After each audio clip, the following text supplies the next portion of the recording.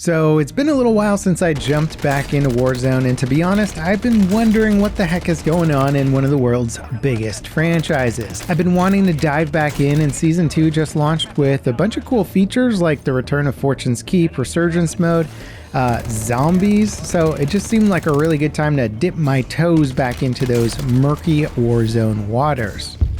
Now, the first thing I had to do was drop into Resurgence on Fortune's Keep, and it's a different experience than, say, your typical Warzone round. It's pretty much constant action all over the map with just enough breathing room to manage your resources and keep your armor plates topped off, and frankly, I'm absolutely loving the new pace. Now, to be fair, I do like more methodical and tactical gameplay that's typical of some of the more hardcore royales, but the downtime between combat isn't always what I'm in the mood for. Sometimes I want something a bit more fast-paced, and Resurgence is very much the pace I'm looking for. It's also a fantastic way of getting back into Warzone if you're not ready to get all hardcore right away, because you can automatically respawn in the round up until way late into the game. It's basically a battle royale with some training wheels on, which in my case is kind of perfect, and I'd imagine for anyone else getting back into the game after a break would definitely appreciate this mode. Now, an in-game setting that I always check just to make sure it's flipped on is NVIDIA's reflex setting. If it's available, it's simply a must-have, as it just optimizes your system latency with pretty much no downsides. And I'd like to give NVIDIA a shout out for sponsoring this video and just being an awesome partner to work with over the years. And in my opinion, if you're gaming competitively, reflex is an absolute must. It can reduce latency by over 25% in Warzone, and honestly,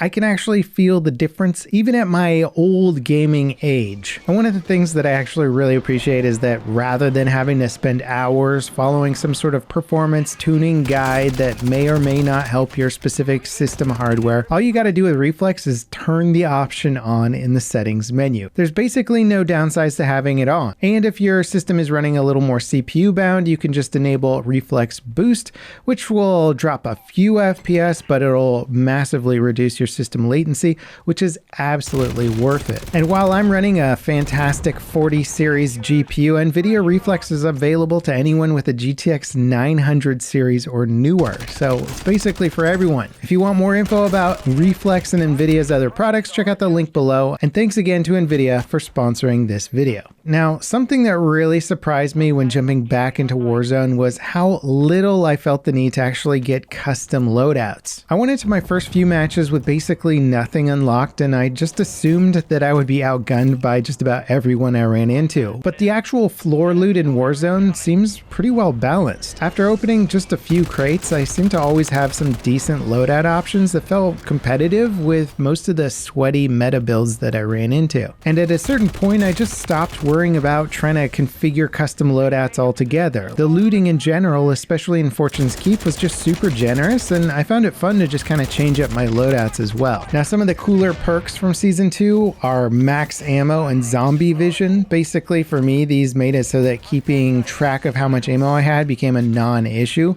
There's also contracts to eliminate hives and HVT zombies that dole out some pretty top-tier loot. And feeling like I could kind of go toe-to-toe with just about anyone in a match using floor loot reminded me of just what good gameplay balance can do for a game like Warzone. Now, I gotta say, I was really enjoying the revamped Fortune's Keep as well. The redeploys and interactable bridges actually made repositioning a lot of fun. It used to be that you pretty much needed vehicles to cover ground quickly in Warzone. Otherwise, you were just really limited to trying to get behind cover if somebody was coming by, or hoping that corner goblins weren't holding up in pretty much every single building. But now when you're in a bad position, it just seems much easier to back out and approach from a different angle or disengage altogether. It seems like your mistakes are punished more reasonably, and that redemption is often possible if you play smart. And to me, that's really kind of a magic formula to achieve with a battle royale. You should only end up in a losing fight because of making egregious mistakes or repeating the same mistakes versus aggressive random chance situations that just screw you over. And the risk reward mechanics also seem like a lot of fun. Zipping up to a redeploy on Fortune's Keep exposes you to pretty much the entire map, so the risk is high, but you can also get anywhere on the entire map from one.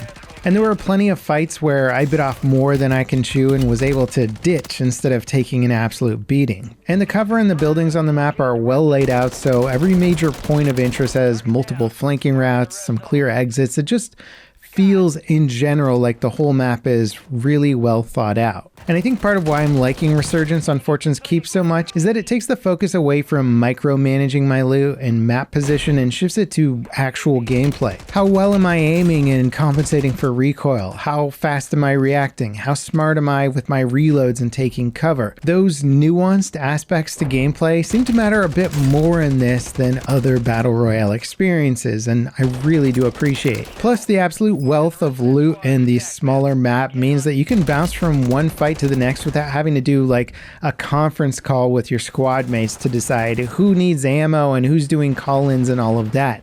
The pacing just in general feels a bit more forgiving. And because of this smaller map size, I would often wrap up a fight and realize that my team was like halfway across the map, and getting back to them quickly to provide support or have them come to my rescue felt like actual teamwork. And that's with me playing late at night and no mic on to wake up the kids. It's nice being able to feel like you have teamwork even if you don't have all of the communication tools available. Now, I'm also excited to see where some of this new zombie content leads to. The contracts and HVT stuff actually add a nice bit of flair to the Battle Royale experience, especially if you're looking for something beyond just the general tactical shoot 'em up. A new zombie bunker location also just opened up on one of the maps, and that's probably got a lot of future content built around it. Right now, for the most part, it's just a bunch of vats with zombies floating around in them and a massive bunker door. Sadly, I wasn't able to interact with any of the stuff, so I'm itching to see what sort of events and gameplay are going to come with it, as they always do for these types of teasers. There's even rumors that Warzone will tease the reveal of this year's Call of Duty title, which is supposedly a Black Ops game set during the Gulf War, which is one of the least explored eras of combat in US history when it comes to most FPS games, and Cold War zombie mode was a very strong return for the mode, so it'll be interesting to see what they can do with this theme. If all of the zombie related content coming into Warzone is a hint that the next Call of Duty title will bring back the classic round-based